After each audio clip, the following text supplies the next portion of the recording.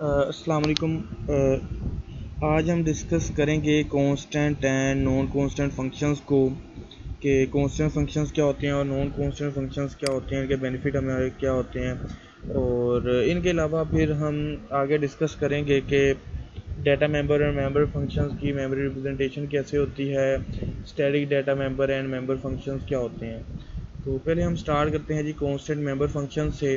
तो constant member function वो member function होते हैं जो कि कांस्टेंट डिक्लेयर किए जाते हैं प्रोग्राम के अंदर। तो यहाँ पर हम कोई एक कांस्टेंट का कीवर्ड यूज़ करेंगे फंक्शंस के साथ, तो जो कि ये रिप्रेजेंट करेगा कि ये वाला फंक्शन जो है ये कांस्टेंट फंक्शन है। तो जो भी ऑब्जेक्ट इन फंक्शंस के थ्रू कॉल की जाएगी आप उसको मॉडिफाई नहीं कर सकते। वो जो भी ऑब्जेक्ट इन फंक्शन में आप कॉल करेंगे वो इन फंक्शंस में कांस्टेंट हो जाएगी। यहाँ पर आप उस ऑब्जेक्ट की वैल्यू को बिल्कुल भी चेंज नहीं कर सकते। तो ये रिकमेंडेड वे है कि आप कांस्टेंट का कीवर्ड यूज़ करें जब आप एक्सीडेंटल चेंजेस से बचना चाह रहे हों, कि ऑब्जेक्ट की वैल्यू एक्सीडेंटली चेंज ना हो सके। आप उसको फिर क्या करते हैं, कांस्टेंट कर लेते हैं। तो कांस्टेंट मेंबर फंक्शन जो है वो किसी भी ऑब्जेक्ट के थ्रू जो है वो कॉल हो जाता है। अब किसी भी ऑब्जेक्ट के थ्रू कॉल होने का मतलब क्या है कि जिस ऑब्जेक्ट के थ्रू आप कॉल करेंगे वो कांस्टेंट भी हो सकता है और वो ऑब्जेक्ट जो है नॉन कांस्टेंट भी हो सकता है। इसके बरक्स अगर हम नॉन कांस्टेंट फंक्शंस की बात करें तो नॉन कांस्टेंट फंक्शंस जो हैं वो सिर्फ और सिर्फ नॉन कांस्टेंट ऑब्जेक्ट्स के थ्रू ही कॉल किए जाएंगे। अगर आप नॉन कांस्टेंट फंक्शंस को कांस्टेंट ऑब्जेक्ट्स के थ्रू कॉल करवाएंगे तो ये आपको प्रोग्राम में एरर दे देगा। तो कांस्टेंट मेंबर फंक्शन का कोई सिंटेक्स जो है C++ में वो इस तरह है कि आप रिटर्न टाइप लिखते हैं, फंक्शन का नेम लिखते हैं, फिर उसके पैरामीटर हैं तो वो लिखते हैं, उसके बाद ये कांस्टेंट का कीवर्ड लिखेंगे। अब यहाँ पर ये ख़ास ध्यान रखना है कि अगर हम कोई भी स्टैटिक फंक्शन बनाते हैं या कुछ और किस्म का तो हम वो कीवर्ड जो है रिटर्न टाइप से पहले लिखते हैं।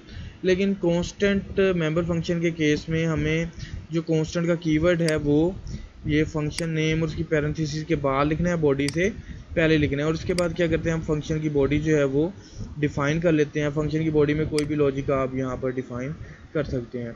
ये आगे हमारे पास एक छोटी सी एग्जांपल है यहाँ पर कि हमने एक क्लास क्रिएट की है जिसका नेम है डेमो, और वहाँ पर हमने एक इसका डाटा मेंबर ले लिया वैल के नाम का, और इसके पब्लिक कुछ मेंबर फंक्शंस डिफाइन किए यहाँ पर। तो डेमो उसका एक कंस्ट्रक्टर बना लिया है। कंस्ट्रक्टर में हमने वैल्यू जो है एक्स की वो प्रिंट करवा लिया। इसके बाद हमने गेट वैल्यू और ये कांस्टेंट कीवर्ड यूज़ किया है। तो ये जो गेट वैल्यू का फंक्शन है ये हमारा कांस्टेंट फंक्शन है। तो अब अगर ये कांस्टेंट फंक्शन हो गया तो जो भी ऑब्जेक्ट हम इस फंक्शन में यूज़ करेंगे उसकी वैल्यू को हम चेंज नहीं कर सकते। अब हमने क्या किया कि हमने यहाँ पर ये वैल में +10 किया, मतलब वैल की वैल्यू को चेंज किया है। यहाँ पर मेन में जाके हमने कांस्टेंट का एक ऑब्जेक्ट बनाया कांस्टेंट डी, और डी के थ्रू हमने क्या कर दिया, उसको कॉल करवाया। इसके अलावा D1 जो है वो हमने एक नॉन कांस्टेंट ऑब्जेक्ट बनाया, उसके थ्रू हमने ये कांस्टेंट फंक्शन को कॉल करवाया। तो दोनों केसेस के अंदर हम इसको कॉल करवा सकते हैं। लेकिन हमने अब ये बात की थी कि जी कांस्टेंट फंक्शन में आप ऑब्जेक्ट की वैल्यू को चेंज नहीं कर सकते, तो वैल की वैल्यू को हम यहाँ पर चेंज नहीं कर सकते। तो जब आप इस प्रोग्राम को खुद से लिखेंगे और रन करेंगे तो आपको ये एक एरर देगा। तो वो एरर आपने चेक करना है कि कंपाइलेशन में ये क्या एरर है दिया इसने। तो देखिए जी, हमने अब ये डेमो की क्लास बनाई है और ये इस तरह से इसका एक कंस्ट्रक्टर बना लिया, ये एक कांस्टेंट फंक्शन बनाया है। अब इस कांस्टेंट फंक्शन में मैं क्या करता हूँ कि ये देखिए ये वैल्यू चेंज करने की कोशिश की है मैंने। उसके अलावा एक नॉन कांस्टेंट फंक्शन बनाया, नॉन कांस्टेंट फंक्शन के अंदर भी वैल्यू मैंने चेंज की है और रिटर्न करवाई। अब यहाँ पर हमने क्या किया कि नॉन कांस्टेंट एक हमने नॉन कांस्टेंट ऑब्जेक्ट बनाया है डी, और एक ये D1 बना लेते हैं। चलें ये कॉन्स्ट कर देते हैं,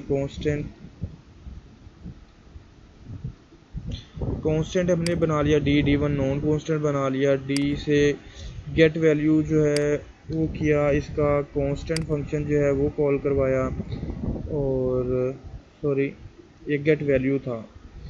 तो D1 डॉट गेट वैल्यू का ये कांस्टेंट फंक्शन कॉल करवाया, और इसी तरह यहाँ पर D1 से भी हमने क्या किया है, एक कॉन्स्टेंट फंक्शन कॉल करवाया। अब ये देखें, एक कॉन्स्टेंट ऑब्जेक्ट के थ्रू हमने फंक्शन कॉल करवाया है और एक नॉन कॉन्स्टेंट ऑब्जेक्ट के थ्रू ही कॉन्स्टेंट फंक्शन को कॉल करवाया। तो हमने ये पहले बात कर ली है कि हम कॉन्स्टेंट और नॉन कॉन्स्टेंट ऑब्जेक्ट्स के थ्रू कॉन्स्टेंट फंक्शन को कॉल करवा सकते हैं। तो अब हम इसको एग्जीक्यूट करते हैं। तो ये अब कंपाइलेशन में थोड़ा सा टाइम ले रहा है।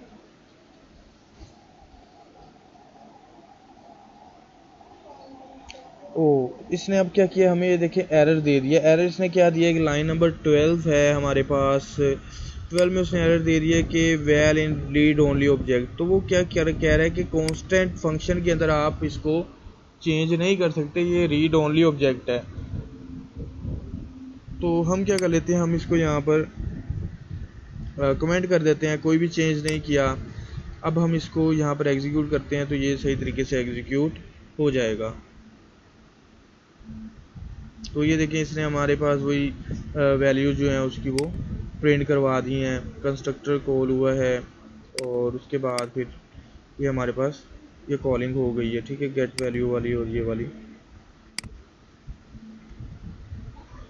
और इसके बाद हमें पता लग गया कि एरर हमारे पास एक आया है, उसने कहा है कि रीड ओनली ऑब्जेक्ट है और आप इसकी वैल्यू को चेंज नहीं कर सकते। इस तरह अगर हम नॉन कांस्टेंट फंक्शन पे बात करें तो अब अब बात हमने पहले किया कि कांस्टेंट मेंबर फंक्शन जो है वो एनी टाइप ऑफ ऑब्जेक्ट के थ्रू कॉल हो सकता है। मतलब जिस ऑब्जेक्ट से आप कांस्टेंट फंक्शन को कॉल करेंगे वो कांस्टेंट ऑब्जेक्ट भी हो सकता है और नॉन कांस्टेंट भी हो सकता है। ये हमने प्रीवियस एग्जांपल में अभी टेस्ट करके देख लिया है।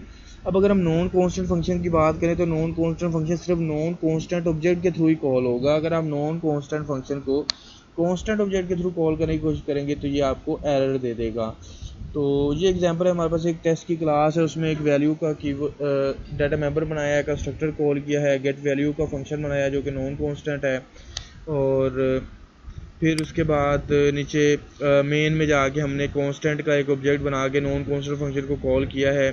तो इसने एक एरर दिया है, एरर इस तरह से आ जाएगा, ये passing constant test this argument of it get value discard qualifier. तो इस तरह का एरर आपको जो है वो यहाँ पर मिलेगा देखने को।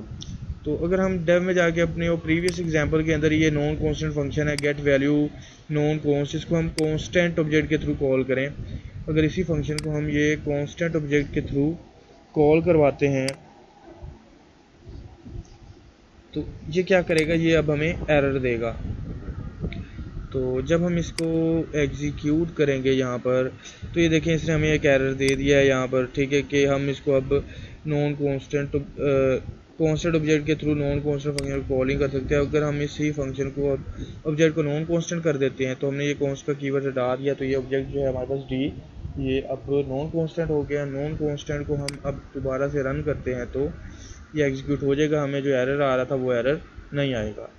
तो उम्मीद है कि आपको क्लियर हो गया होगा कि कांस्टेंट और नॉन कांस्टेंट